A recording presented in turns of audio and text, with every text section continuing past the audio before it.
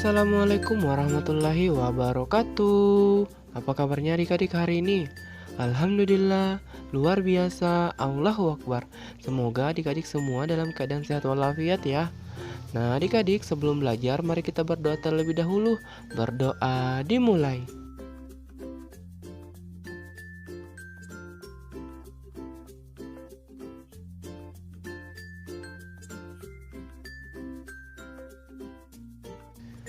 Berdoa selesai. Nah adik-adik, saat belajar tonton videonya dari awal hingga akhir agar adik-adik paham apa yang akan menjadi pembelajaran kita hari ini dan apa yang akan menjadi tugas adik-adik untuk hari ini. Baik, untuk hari ini kita akan lanjutkan pembelajaran kita di tema 1, indahnya kebersamaan, subtema 1, keberagaman budaya bangsaku, pembelajaran 6. Nah adik-adik, setelah membaca teks tentang suku Minang, apa yang dapat adik-adik simpulkan dari teks tersebut?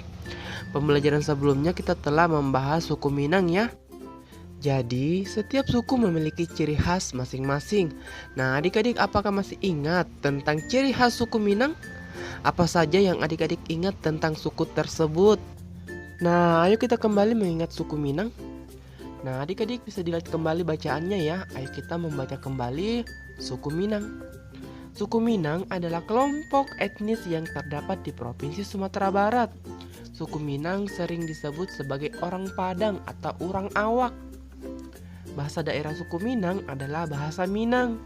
Orang Minang gemar berdagang dan merantau ke daerah lain.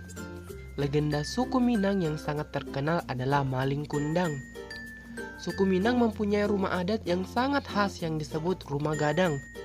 Rumah gadang ini terbuat dari kayu dan mempunyai bentuk dasar seperti balok. Lengkung atap rumahnya sangat tajam seperti tanduk kerbau, sedangkan lengkung badan rumah landai seperti badan kapal. Atap rumah terbuat dari ijuk ya. Kemudian bentuk atap rumah yang melengkung dan runcing ke atas itu disebut gonjong.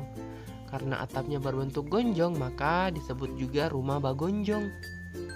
Suku Minang mempunyai alat musik tradisional Minang yang disebut talempong. Nah, talempong dimainkan dengan cara dipukul. Alat musik khas Minang lainnya adalah saluang. Nah, saluang ini dimainkan dengan cara ditiup. Suku Minang juga memiliki banyak jenis tarian, diantaranya tari pasambahan dan tari piring. Tari pasambahan biasanya ditampilkan dalam pesta adat. Kemudian suku Minang sangat terkenal dengan berbagai makanan khasnya.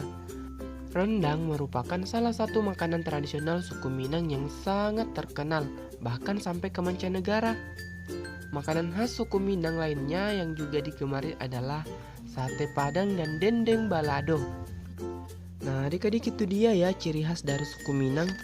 Jadi ketika adik-adik mendengar suku Minang, adik-adik akan mengingat, oh ternyata suku Minang itu berasal dari Provinsi Sumatera Barat.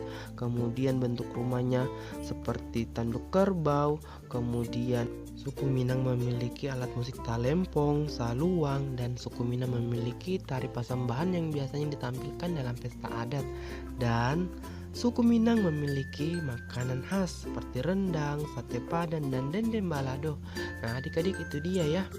Nah adik-adik masih ingat tidak apa itu gagasan pokok dan gagasan pendukung?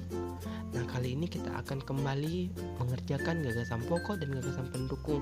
Pada bacaan suku Minang terdapat 5 paragraf. Ini yang pertama, kedua, ketiga, keempat, kelima. Nah adik-adik, silakan tentukan gagasan pokok dan gagasan pendukung pada paragraf 1 dan 2. Khusus 1 dan 2 saja ya. Kemudian kerjakan, buatkan tabel seperti ini. Paragraf 1, kemudian paragraf 2. Di tengah itu gagasan pokok, kemudian di samping itu gagasan pendukungnya. Paham ya? Baik, kita lanjutkan. Indonesia terdiri atas keragaman suku, budaya, agama, dan sosial. Keragaman tersebut merupakan identitas bangsa Indonesia. Sebagai warga negara yang baik, kita harus menjaga persatuan dan kesatuan dalam perbedaan dan keberagaman tersebut. Nah, adik-adik masih ingat permainan benteng-bentengan dan gobak sodor? Nah, kali ini kita akan mengamati kembali permainan tradisional, gobak sodor, dan benteng-bentengan. Nah, adik-adik, ayo kita kembali lagi mengingat benteng-bentengan. Benteng-bentengan atau rebunan adalah permainan yang dimainkan oleh dua kelompok penawan dan terlawan. Masing-masing kelompok terdiri atas 4 sampai dengan 8 orang dan memiliki satu tempat sebagai markas. Markas atau benteng bisa berupa sebuah tiang, pohon, atau pilar. Nah, sedangkan gobak sodor, permainan gobak sodor atau gala asin atau galasin dilakukan di lapangan. Arena bermainnya merupakan kotak persegi panjang dan dibagi menjadi beberapa bagian secara horizontal dan vertikal. Nah, adik-adik jika punya waktu luang, adik-adik bisa memainkan permainan benteng-bentengan atau gobak sodor bersama temannya ya. Baik, untuk pembelajaran kita hari ini sampai di sini kita tarik kesimpulan. Yang pertama, mengidentifikasi berbagai bentuk keberagaman suku, bangsa, sosial, dan budaya di Indonesia. Kemudian kita telah mencermati gagasan pokok dan gagasan pendukung yang diperoleh dari teks.